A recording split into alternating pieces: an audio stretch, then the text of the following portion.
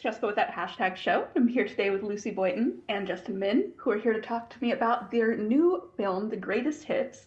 It's a romantic drama, and it's got a little bit of a sci-fi twist to it, because we're doing some time travel. Lucy, let me start with you. Tell me about Harriet's time travel abilities and how that's affecting her grief in the movie. So we meet Harriet on the 2-year anniversary of the loss of her boyfriend, and for the last 2 years she's found that every time she listens to a song that they listen to together, she's pulled back in time and forced to relive her life for the duration of that song. And I think that has really held her static in her grieving and in her healing, because she doesn't have to move on. She has this gift of extra time with this person that she loved and lost. And I think for all of this time, she's been so grateful for that. I think she's so set on trying to save him through this. And the point that we meet her, I think she's reached a fork in the road, and she's in total denial, but I think reaching a point where she knows it can't continue. And then she meets David, Justin's character, who is also grieving, and so I think offers her just a glimmer of hope that there is a kind of future to look to. Definitely. And Justin, I think you said previously that you relate to David because he's someone who's very much in his own head. Tell me about how we see Harriet and music and all the events of the film sort of pull him out of his head and change him throughout the course of the movie.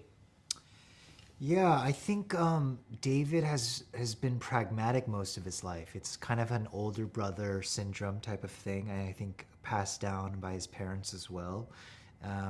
Wanting to make sure everything is in order, kind of a rule abider. And I think he needs people like Harriet in his life to sort of bring him out of that, and just learn to let loose a little bit, have some fun, go to a silent disco, go to a Bears in Space disco party. And I think he loves doing those things, and yet never feels like he deserves to. So having the opportunity to share that with someone, I think, is what allows their connection to be as special as it is. Absolutely. Now, music is obviously so important to this film, but practically speaking, the bulk of sound design and stuff is usually happening in the editing process. So I was wondering, do you guys have any memorable music experiences from making the film that we don't get to see in the film? Maybe you had like a character playlist to get you in the mood, or a song that we played on set to sort of set the tone. Ned was always playing his music on set. Yeah, Ned was obviously so entrenched in the music of the film. He knew most of the songs that were already going to be in it.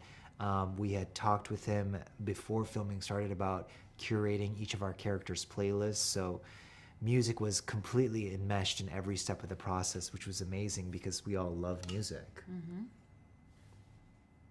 If you had to choose a song in your own life that you feel like transports you, what song would you choose?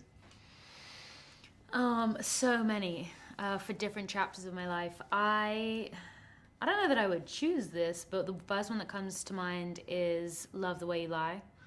And I'm like 17 again in my 17-year-old bedroom, and it's like angsty teen times, but I don't know, on the verge of like adulthood, when you're like just grasping freedom, and it's still with all that kind of, I don't know, hecticness of youth. It was a good time.